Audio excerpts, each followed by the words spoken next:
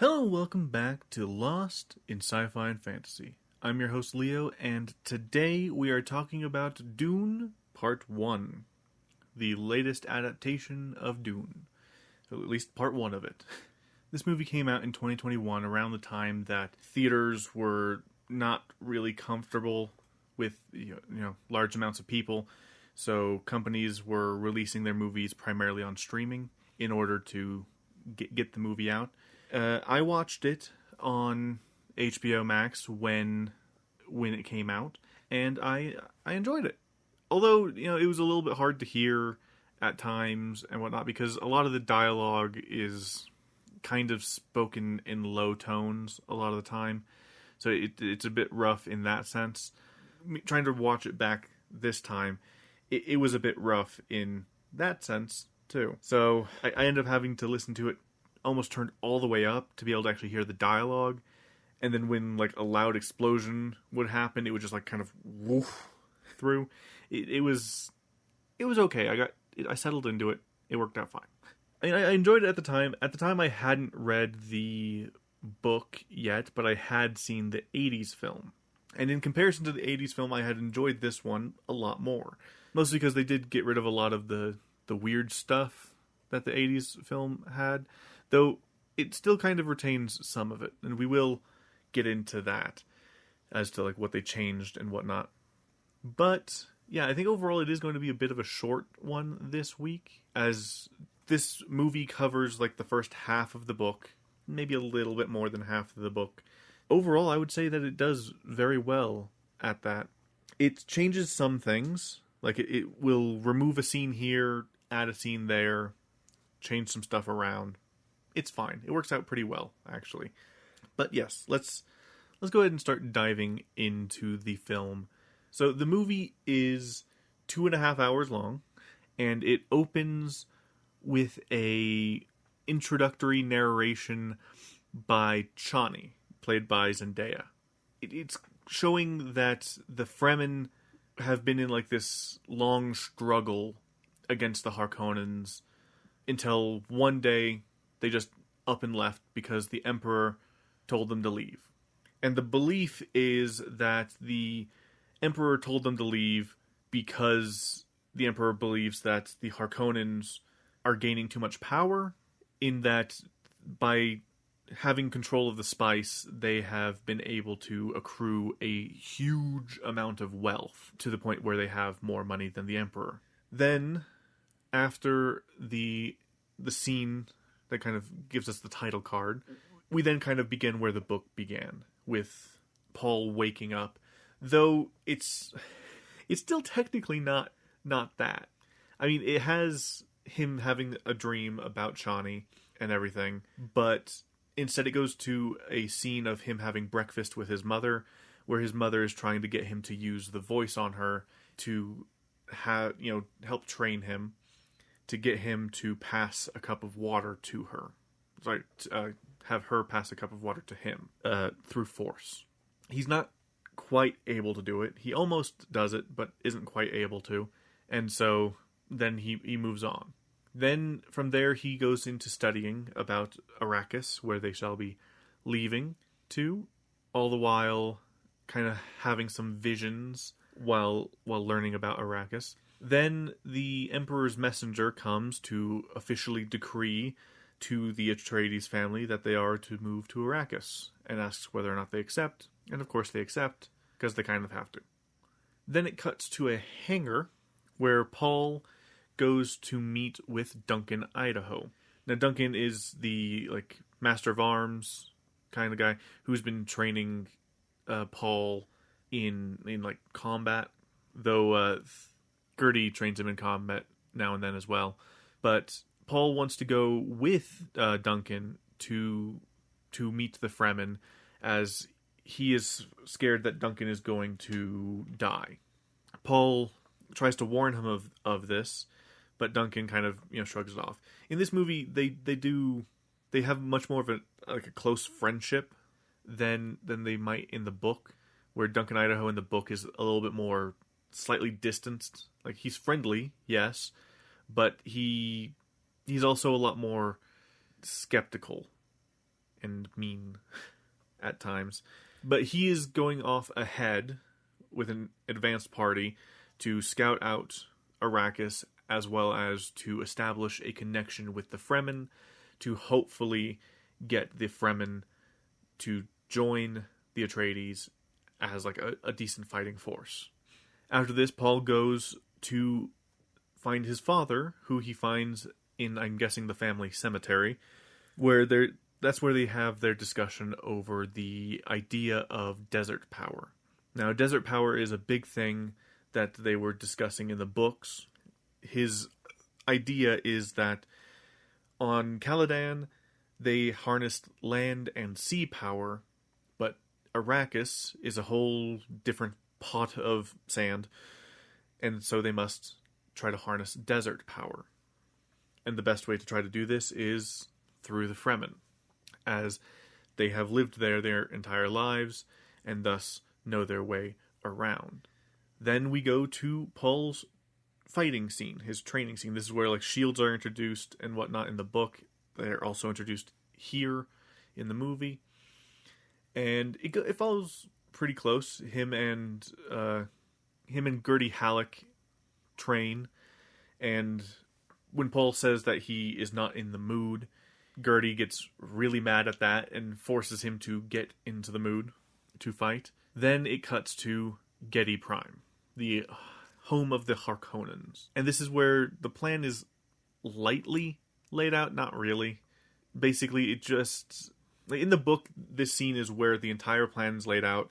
The whole point of it is to try to teach Fade how to, be a little bit manipulative and teach him about plans within plans. But in this, I don't remember seeing Fade. It's just Raban, his other nephew, who until this point had stewardship over Arrakis and was kind of holding the place down, well, under a thumb. And in the movie, he comes in very angry and asks why they were just letting the planet be taken by the Atreides, at which point the Baron Harkonnen says, what is a gift that isn't a gift, kind of thing. Pretty much saying, hey, it's all part of the plan. Then we finally get the scene from the beginning of the book. Paul sleeping, having another premonition, when the Reverend Mother comes to give him a test. But before the test, he is examined by Dr. Yue, who, gives him a clean bill of health and helps get the audience primed for the fact that the Bene Gesserit have their own, plan. She gives him the test, holds the Agam Jabbar up to his neck. He struggles, but he's able to pass, though he's been lightly changed. As his mother, Jessica, escorts the Reverend Mother back to her ship, they have a discussion about how Jessica was supposed to have a daughter, that she feels that she could be, the chosen one to have the Kwisatz Haderach, but, it wasn't planned this way, and thus, she's mad. But Paul, it would seem, had followed them and was listening in, and asks, what does that mean, that he's the chosen one, the Kwisatz Haderach? And she pretty much says, don't worry about it too much. Then it's moving day.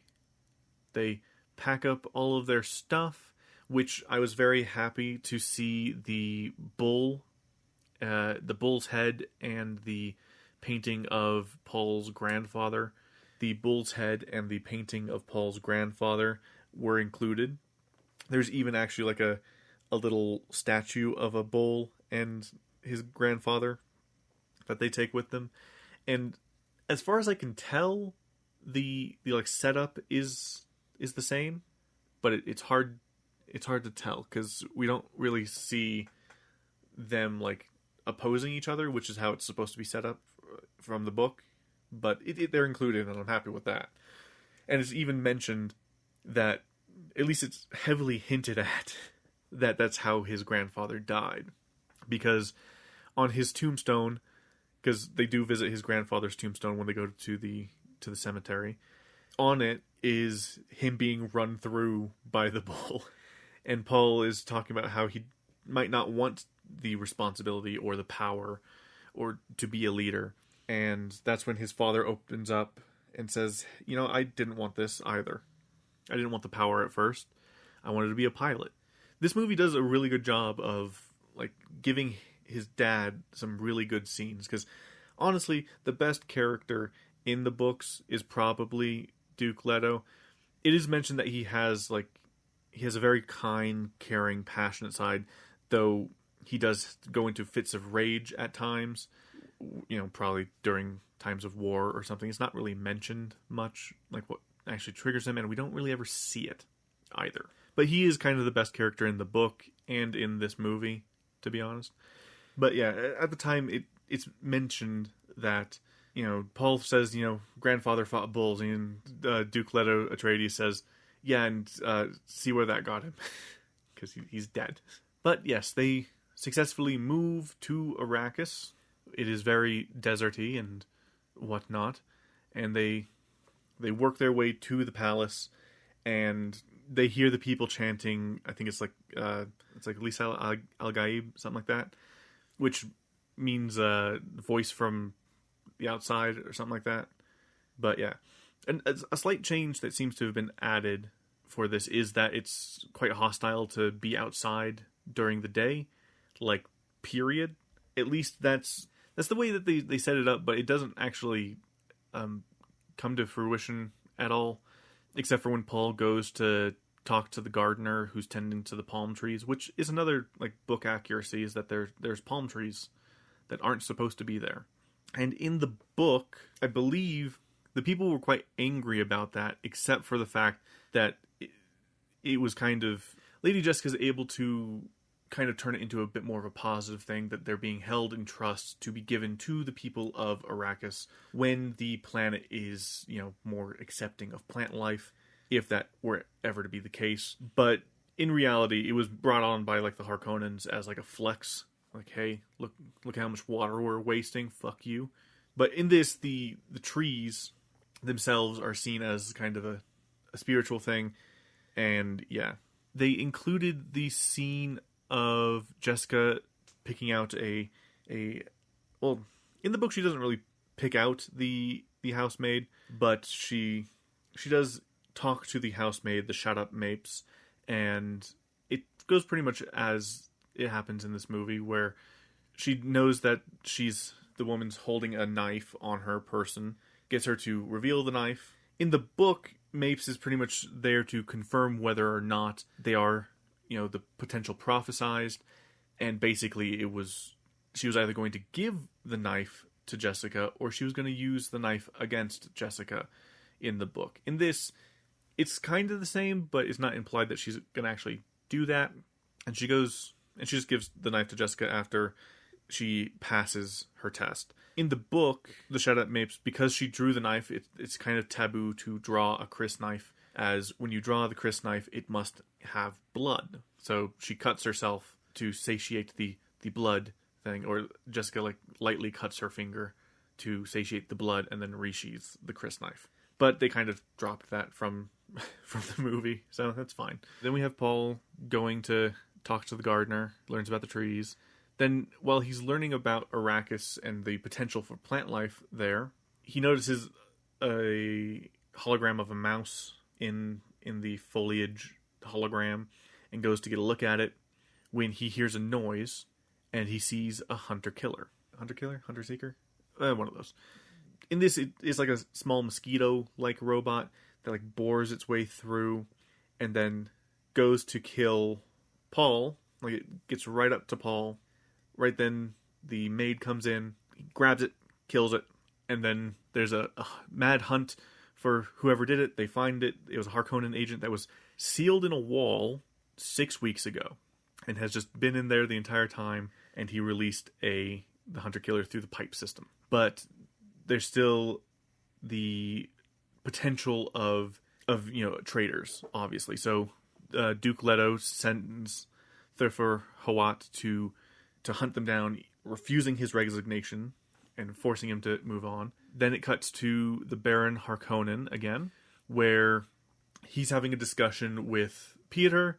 I don't believe he's actually called Peter in the movie. He's never addressed at all, really. It's a meeting with Peter and the Reverend Mother. The Reverend Mother asks for a cone of silence, and one comes down, and they discuss the plans going forward.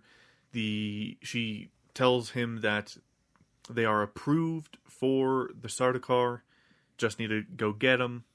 She then requests that, as Jessica is part of the Bene Gesserit Order, that she is spared, and so to the son.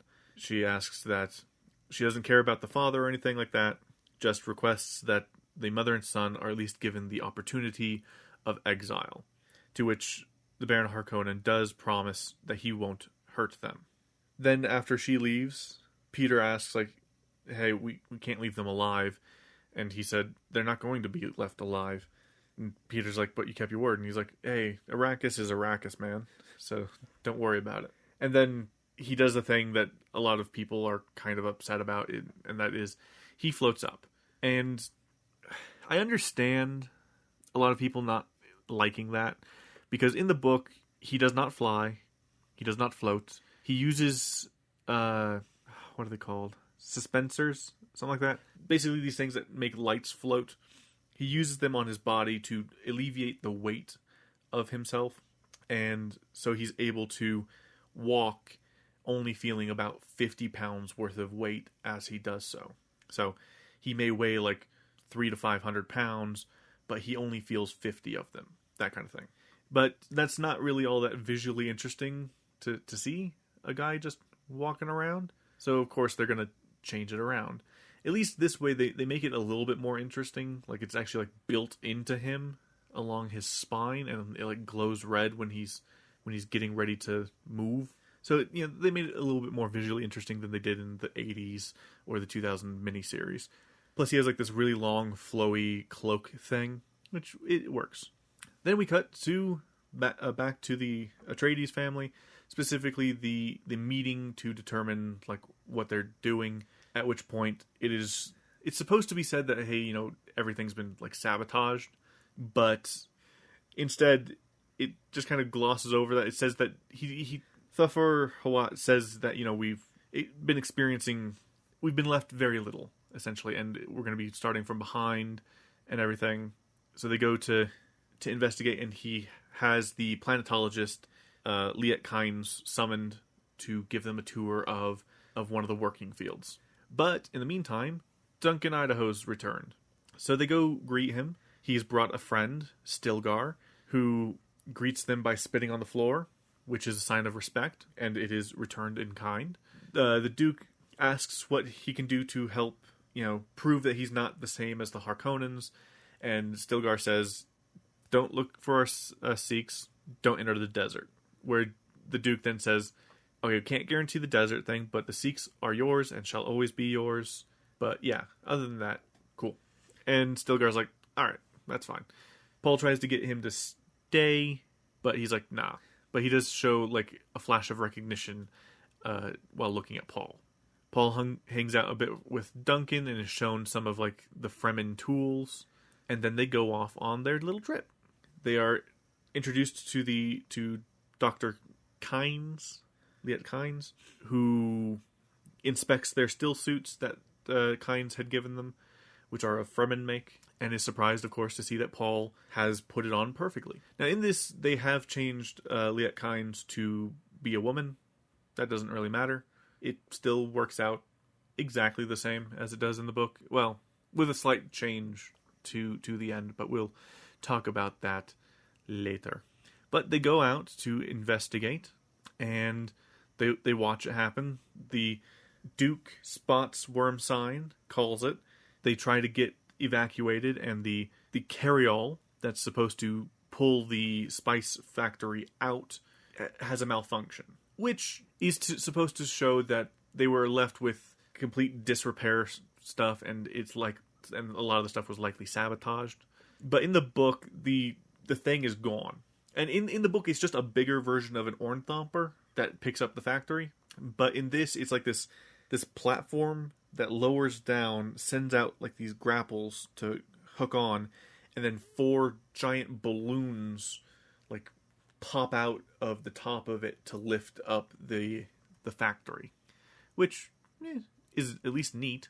But the Duke decides it's best to save the people, lands, gets rid of the shield generators, and gets as many people on as he can, which is everyone, and then they leave. And then the worm eats the factory. There's another change where Paul gets out.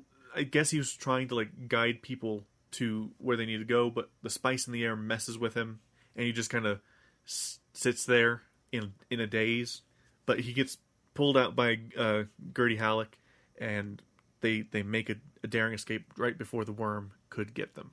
Paul is then examined by Dr. Yue again to kind of find out what happened, and it's that Paul was having a vision of Chani stabbing him and leaving him to bleed out, and he was very confused about that and was just kind of left in a daze. And Dr. Yue just says that he has a sensitivity to the spice. Then we see Peter retrieving the Sardaukar, who are going through this massive and weird ritual of being anointed, and they ask why they need the Sardaukar when the Harkonnens outnumber the Atreides anyway. And it's stated that, because they were trained by Duncan Idaho and Gurney Halleck, they need more people, thus the Sardaukar. So then the Sardaukar captain's like, okay, that's fine. Then we have a scene where, Jessica is trying to talk to the Duke, who asks, if anything happens to me, will you protect Paul? And he said, Jessica says, well, of course. And he's like, I'm not asking his mother, I'm asking the Bene Gesserit. Will you keep Paul safe? And yeah, he's worried. It's as if he senses something coming. And something coming there is. Dr. Yue goes around giving them their sedatives for the night, but the Duke does not want to partake. He wants, a different way to go to sleep. And he's lightly caressed by Jessica, and he whispers to her that he should have married her. And he's awoken when he notices a flashing light. And he goes to investigate, and he sees off in the distance flashing in the dunes. And this is actually in the book, but it happens a lot earlier in the book, where, they're looking out and they notice that someone's using a reflector to signal someone within the house. But he goes and he notices someone gurgling and goes over. He activates his shield and he notices that the Shadap Mapes has been stabbed. And then something fires out and kind of hits his shield and drills through and hits him. And it's a paralyzing agent, and it's revealed that Dr. Yue is the one that betrayed them. And now it's all-out attack.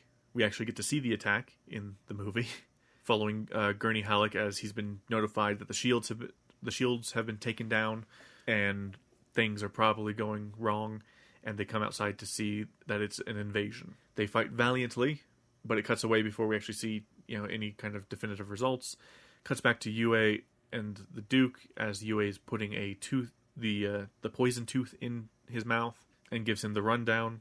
The Harkonnens are burning their way through, and Duncan Idaho fights his way out and starts to try and escape, as we then cut to Paul and Jessica as they've been loaded up onto an Ornthomper and are being flown out of the city to the desert. Then we followed Duncan's escape. Cut back to Paul and Jessica. Paul and Jessica, just like in the book, there is one deaf guy, and then in this one there's two other guys and the pilot, instead of, I think there was only one other guy kind of thing. But yeah, so anyway, there's a deaf guy. Jessica's been bound and gagged, but Paul hasn't. Paul tries to get them to take the gag off of his mother, but he doesn't quite have command of the voice yet. She instructs him to change his pitch using hand signals, and he's able to get it the next time, and it works. They're able to defeat their captors. The Ornthomper is locked out, so they have to take the Fremen kit that Yue stowed on the ship with them and move out. The only issue is that the Fremen kit did not come with still suits.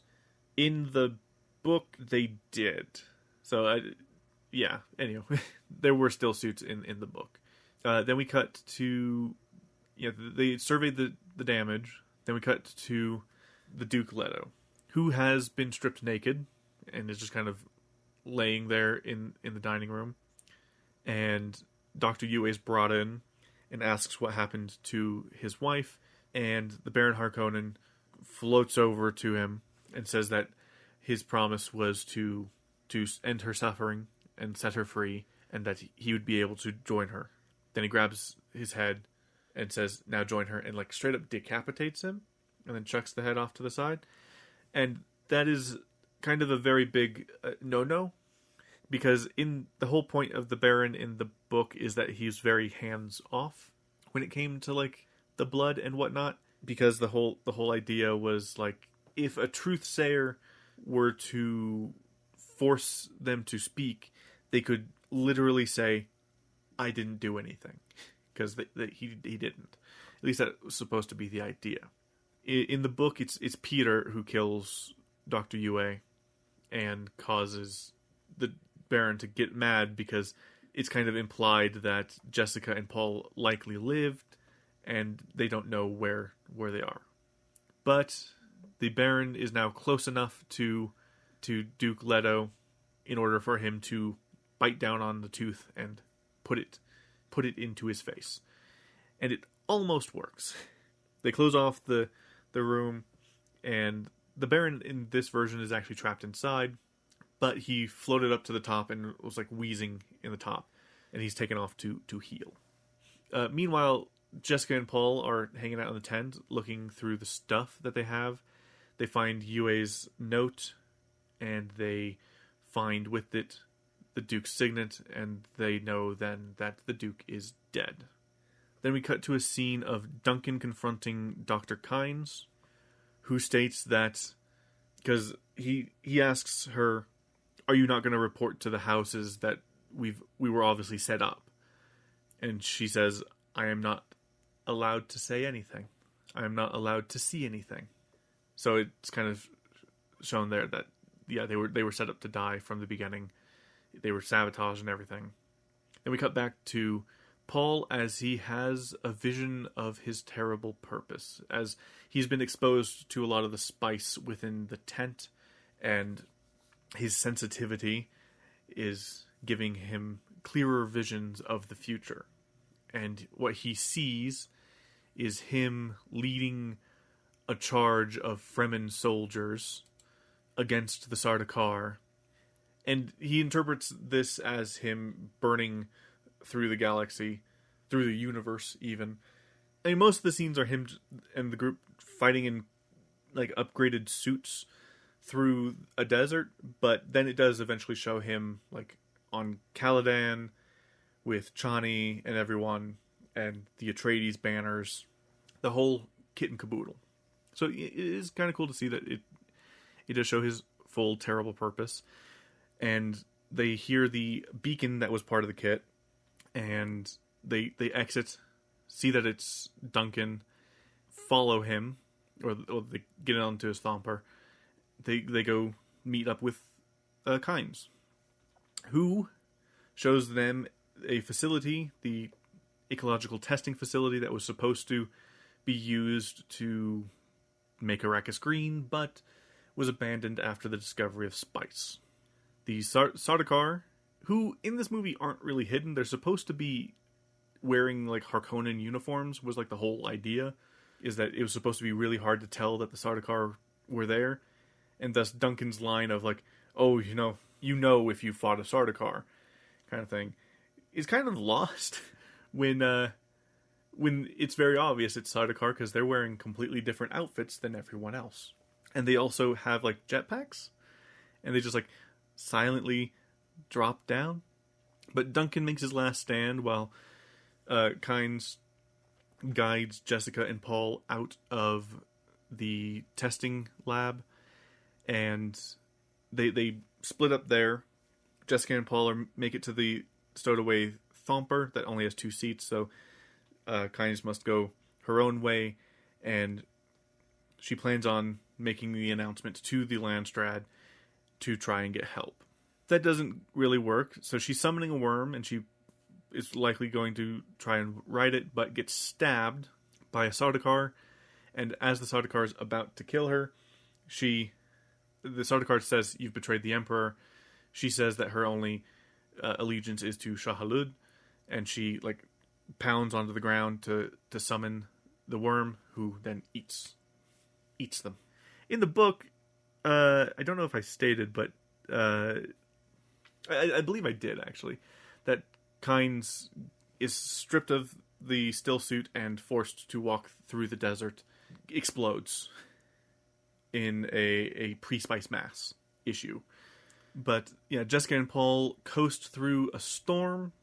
Rabban announces to the Baron Harkonnen, or Rabban announces to the Baron Harkonnen that Jessica and Paul are almost certainly dead, and he pops out of his healing goo to say, "Cool," and then he sinks back down. Well, he then announces to Rabban that he must squeeze Arrakis for everything, as they can't use the money, the spice, all at once, or else it would be too suspicious. Now, in the book, they lost their spice reserves. In the book, the plan was still, regardless, to squeeze Arrakis and force them to hate whoever was put in, so that the Baron could put Thade in charge, and they would be super happy, and they would become a hero. But in the book, his hand is forced to go much harder, much faster than he was planning, because the Duke, Leto, had sent a suicide mission to go destroy their reserves on Gedi Prime. And it for the most part works. Most of the spice reserves that they had stored up were destroyed. Yeah, he was forced, in order to actually properly be able to repay the thing, to squeeze Arrakis. But in this, he's just having Rabban squeeze it because he wants it squeezed, I guess. Then Paul and Jessica crash land, don the still suits that Kynes had given them, and then they start their trek through the desert. Paul has some more visions relating to... Most of his visions in the movie are related to Chani, he just sees Chani, but a few of them are of another man who he starts to hear whispers in his head is supposed to be a friend that is supposed to help guide him. So I guess that's something that he's trying to keep an eye out for. They eventually make it and are introduced to the Fremen.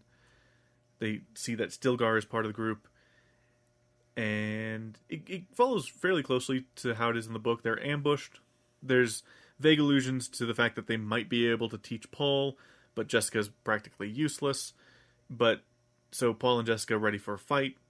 They start scrapping. Paul rushes off, punches one of them, takes their gun, flees and scrambles up the side of a cliff.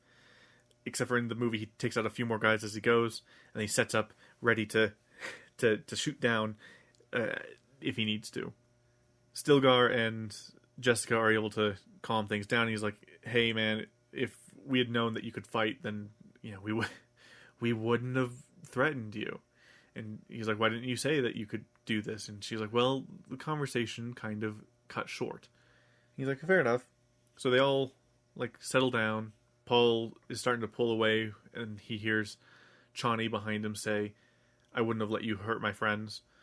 In the book, she's searching for him. Stilgar tells her to stop searching, and it turns out she was right above him, and he thinks that she left, but he stays and kind of inches closer, keeping an eye on things, and then it turns out she was right next to him the entire time. But yeah, so they're about to get moving when, I believe his name's Janus, calls out Jessica saying, "Nah, I don't accept this. I call a fight." Stilgar says, you can't call her out because she's under protection and she has been given an official title. So you can't call her out. And he's like, "Fine, who's her champion?" Paul, of course, steps up as champion. They fight. Paul gets him into the knife up against his neck and says, "Do you yield?" which everyone like freaks out about, and he's like, nah, he doesn't know our ways. It's fine. He doesn't know our ways. There is no yielding, only death.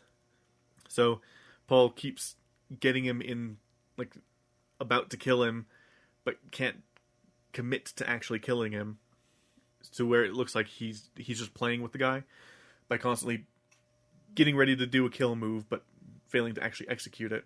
To which his mother corrects them and says, no, he just hasn't killed a man. Eventually, Paul succumbs, seeing that it's possible that this is very... He has a vision, which kind of... This man is the man that was in his vision that was supposed to become his friend and show him the ways of the desert and whatnot. But, well, now he has to kill him. And before the fight, he has a vision that's like, Paul Atreides must die for the Kazakhs Haderach to like be born, kind of thing. And to kill another person is to kill yourself. So the idea is he must, succumb to the blood in the jungle and kill the guy. He does, and he's like of course shook up about it. And then Stilgar says, "You are now one of us. So let's go." His mom's like, "Wait, no, we need to get him off planet." And Paul's like, nah, we need to harvest the desert power, and my dad didn't come here for the spice, he didn't come here for the money, he didn't come here for anything like that, he came here for the Fremen, the desert power, so I need to go through with this. So they set off. He spots off in the distance a man riding a worm, and he whispers, "Desert power," and then Chani says, "This is just the beginning," as he kind of has a slight flash to potential, the potential war and whatnot.